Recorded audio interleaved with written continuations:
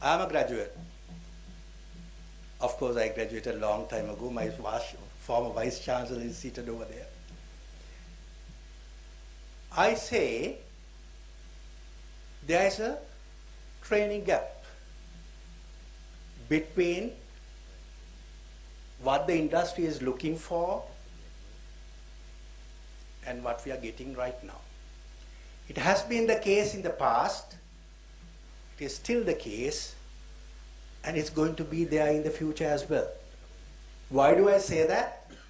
Because we industry leaders, we always ask for more, don't we?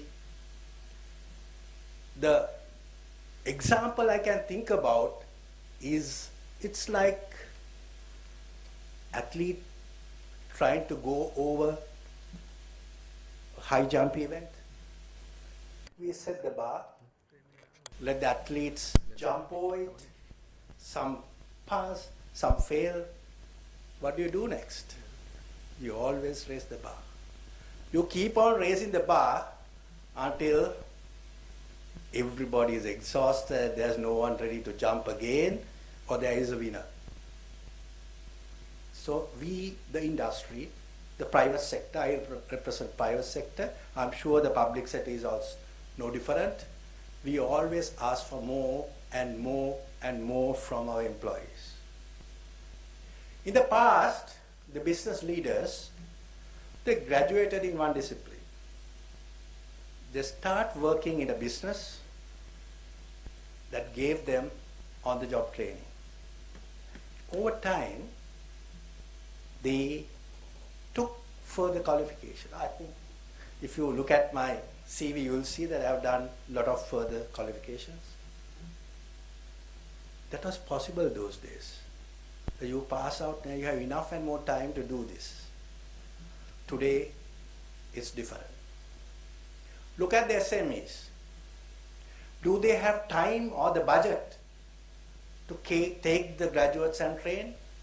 Probably not. In today's so difficult, so competitive business environment, they would rather take somebody who can just, like a fish into the water, start running the business. How about business, big businesses? That's the case with SMEs. How about the big businesses? They used to hire fresh graduates. Those days, if you are in, let me take example from accountancy,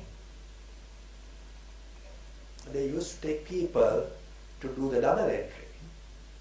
From the double entry, they graduate, they move over to the trial balance, and from there to the balance sheet and P&L. Think about any big business who is doing all this now. Not a single big business is. I can see my friend over there who is also big person in chartered accountants, former president, nodding. It's all automated. So where do we put our accounting students? They can't say, okay, I'll start from the trial balance. Now the big businesses will look for graduates who can look at the final accounts and start taking decisions. So that's it today. In 5 years' time, situation will improve or worsen, I do not know. But change is happening. I'm very happy that there's such a large gathering here today, accepting that change is happening and here to make sure that change happens. What does this change mean to universities? Discipline knowledge is important. We have engineering, medicine, biosciences. These disciplines must continue. But the graduates need multidisciplinary, not necessarily qualifications, but aptitudes. I was so lucky when it was in the Moratuwa University. At that time it was called Kadubada campus, long, long time ago. I was so happy that one of my lecturers forced me to start CIMA. By the time I graduated, I had only one subject in part 2 and only the final part 3 to be done. I know for a fact that a lot of our students complete these examinations well before they pass out from the universities. I'm very happy to say that I'm one of those pioneers long, long time ago, 40 years ago. Then, is that enough? No. You need to be able to work in cross-functional teams. You are a finance guy, you should be able to work with marketing, and marketing will be able to work with finance. Easy to say, but difficult to achieve. I have seen so many people trying to work together and failing. It has to start, in fact, from school, but at least we need to start from the university days. Working together in teams. Today's issues are complex, not very straightforward. If you really look at, I do not want to waste time, I have only 15 minutes, but today's, believe me, we have complex problems. Complex problems will need, are you sure, complex solutions? No. Your solutions are going to be always simple. Question is, how you make it happen? You probably have to break down your questions, your issue into small pieces, like a jigsaw puzzle, and put them together. Today's graduate will have a lot of information and data. You are not short of any data today. So the problem is how to make use of them. Put them in the correct order and look at what you want to achieve.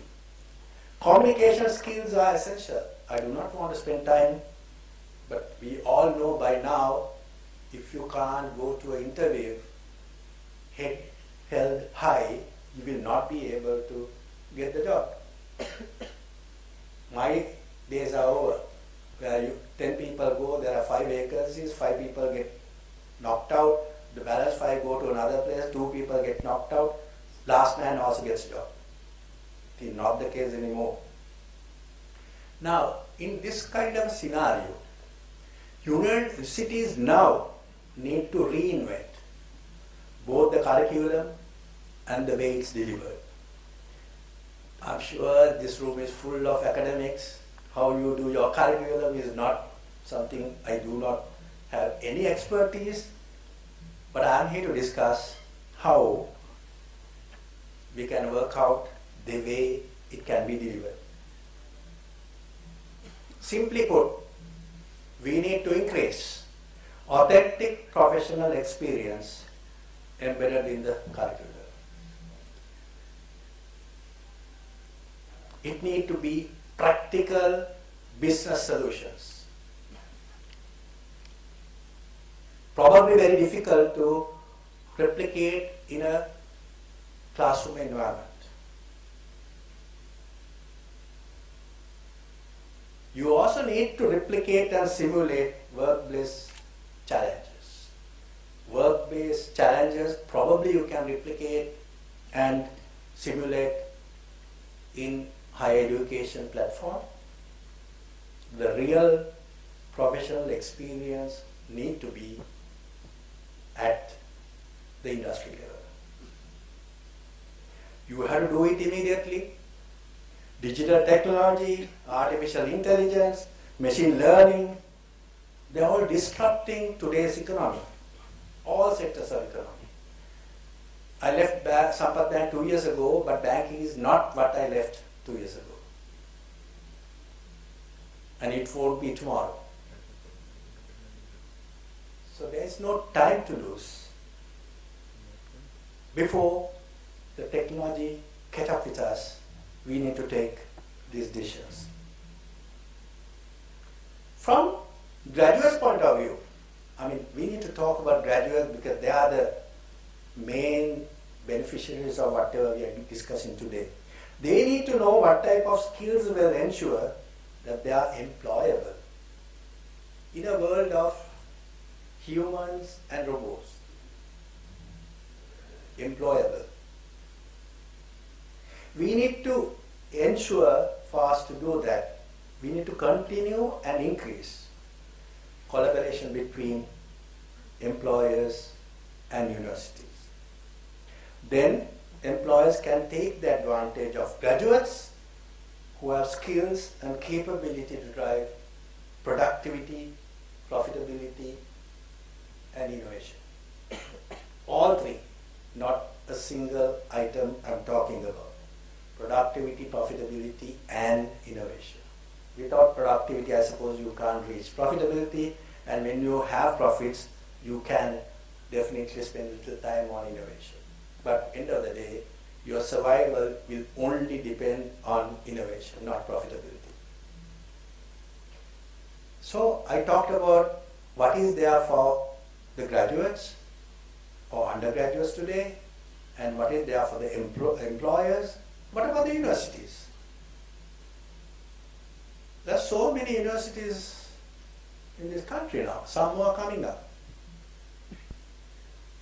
Your students will look for a university not only provide a degree, like Telini very rightly put it, best possibility after graduation. Therefore, you need to be proudly say, my last batch of students who passed out 1 month ago are fully employed. The day you can say that, you have 9,000 students now, you will have 90,000 here. So, very easy target for you. Let's talk about graduate employability. What do you mean by that? The ability of graduates to find and retain graduate level jobs, and also the ability to move between jobs if required. You need to get employed,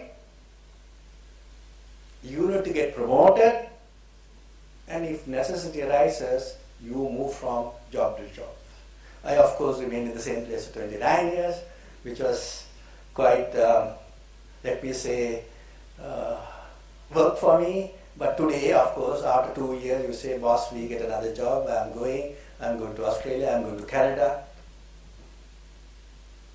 For the undergraduates, they need to make sure that upon graduation, they will be they're employable.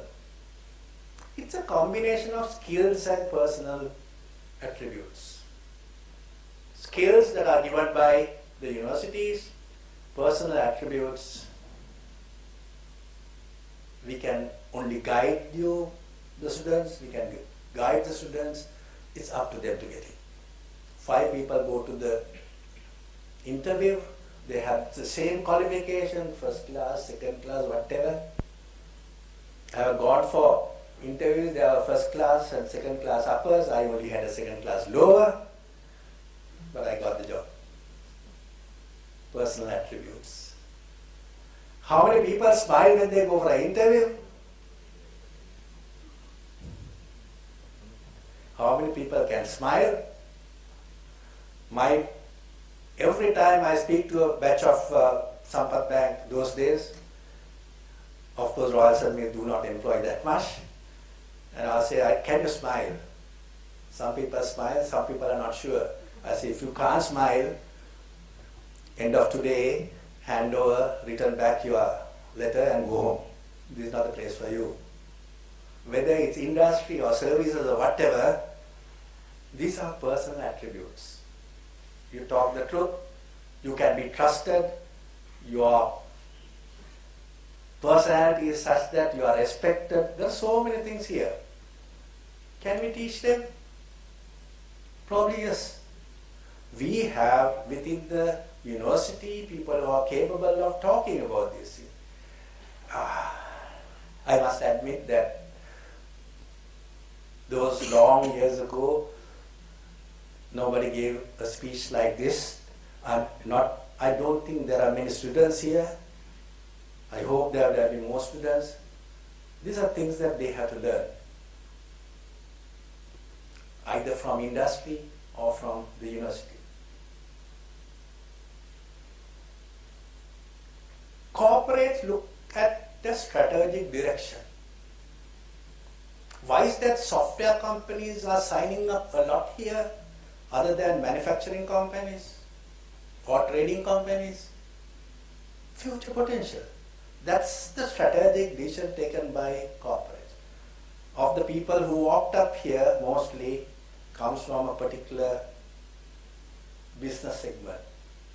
I saw only 3 coming from my own sector, manufacturing, but that's understood. Because those companies know that their strategic direction is innovation. Innovation comes from young people. People like us can't give innovation. We are too old for that. But innovation has to come from young blood. These universities are full of such people. Happy to say incubation here, coming up. We all work for people. We never had this knowledge or ability or desire to do something for us. So I'm still working. I'm still employed. Though the managing director, I'm still employed. Entrepreneurship. How can industry, university partnership can ensure entrepreneurship? What is this country needs? People like me? No. We have a gentleman there whom I very highly respect. He has a doctorate also, but then he's an entrepreneur. I decided to stay with the employer. World of difference. This country needs entrepreneurs. So your partnership should result in that as well. Some of the skills that are imparted by the universities do not give much needed attributes that you will be successful in a university. Initiative. How many graduates of ours have initiative? Do something on your own. I'll give you an example. I moved from DFCC Bank to Sampath Bank. I had this friend of mine, a very good businessman. He said, Aravinda, I'm not going to come with you from DFCC to Sampath Bank. Sorry. Nothing doing. I had this boy who's working for me.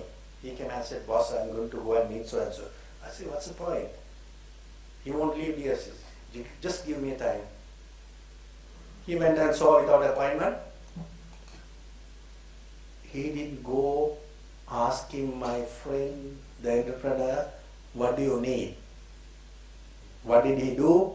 He talked to the second or third layer of accountants, find out what the business is all about.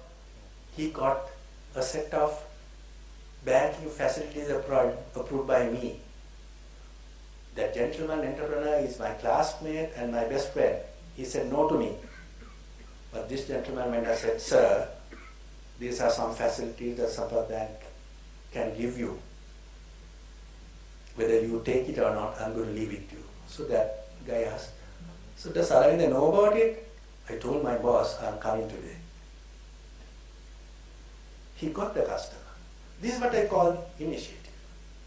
Do things your own way, interrupting perhaps, but getting the result. It cannot be perhaps taught in a classroom environment. But I'm sure collaboration between industry and university should be able to provide that. Entrepreneurship, I've covered. Planning and strategic thinking. I also went through this implant training of 9 months. With all due respect to my professor, nine months at CTB Verhara. I can still proudly say I spent the whole 9 months at Verhara. And my file had all authentic 9 signatures of the engineers. And it became, I had a big problem thereafter because the training department of the university said, your signatures are suspicious. Your other signatures were different. Now, industry university partnership has to be totally different to what we went through. Whether we wanted to work, we worked. If we didn't want to work, we didn't work. Because the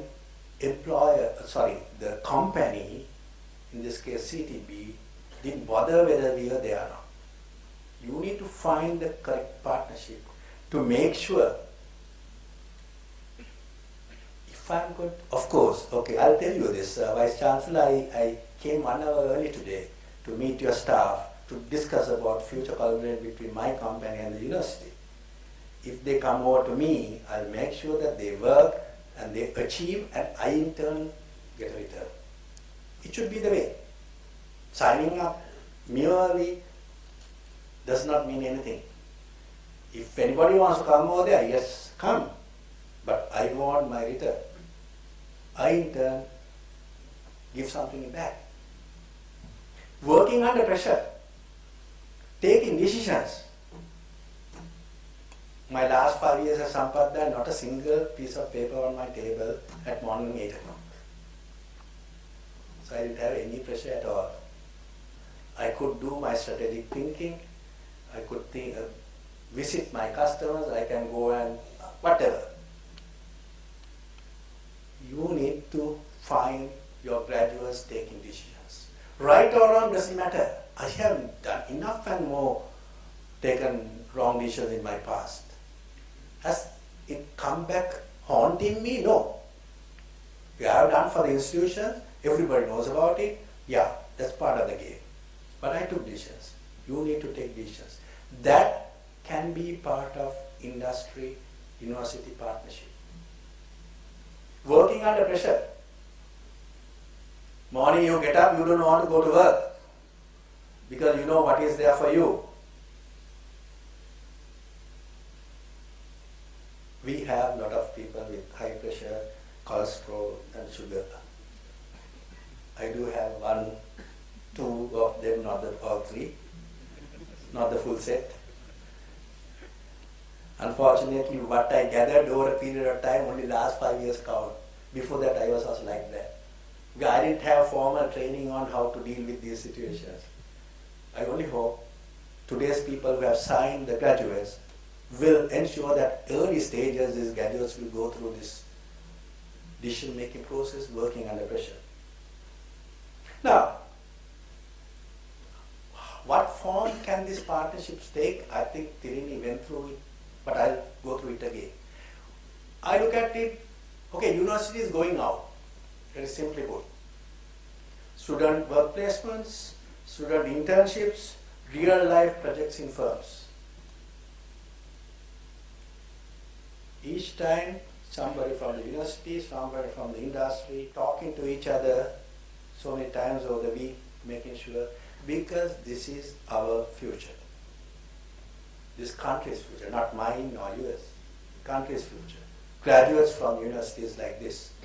We don't want to see people on the streets, rakia diyao. I mean, my education is fully funded by this country, people of this country. School, university. You think that I could find a place to go overseas and work? I'm still here. We need to make sure the graduates come out and say, come on, I don't want your jobs. I have capability and the confidence of finding my own destiny. The day we do that, I'm sure Deputy Minister government's problems will be partly solved. These three will ensure the mobility of students move from the university to the private sector. In a similar way, I believe from university moving out, the enterprise or the corporate also should move in. University academics, hands-on experience in firms, university training for senior staff of corporates come into my mind. How can an employer be involved in the university? Curriculum development, degree advisory panels, student assessments, guest lectures, student mentoring, career fairs, sponsorship, scholarships, graduate recruitment. Finally ended up with graduate recruitment where we saw a Japanese firm employing your students. I will not want to go through because Thirin has already gone through some of it. Very basic, but I think that's the way to go. Universities and firms can also collaborate to deliver work-based learning degrees, programs, sandwich years. At the university we went for this 9 months intern training, research and development, practical projects, either in the university campus itself or at the enterprise. I prefer the enterprise. You come back to the university only for advice and research. So, what do I suggest? What do I recommend? No, I do not want to make any recommendations. I'll give you some ideas only. This room is full of experts. I do not want to recommend anything. I'll just leave you with some ideas. For the university, strong university-industry partnership would result in higher acceptability in terms of student recruitment. That's for you, ladies and gentlemen. For students, those who learn through authentic learning experiences would be better decision makers, strategic thinkers, and would adapt to industry trends early, not tomorrow, today. For the corporates, those who want to employ graduates who will immediately merge with others in a seamless transfer of learning to experience. We're talking about people coming in who are ready to merge with corporate culture of that organization in a seamless transfer from university learning to work experience in corporates. That's the 3 things I'm going to tell university, students, and the corporates. Let me thank Kapila for inviting me. It was somewhat late approach, but I didn't say no because I was interested in coming over here. You have a very beautiful campus here. I'm very happy. Didn't have much time to spend. Hope to do some work-related experiences with you. Thank you very much for your kind attention. Have a good evening. Thank you.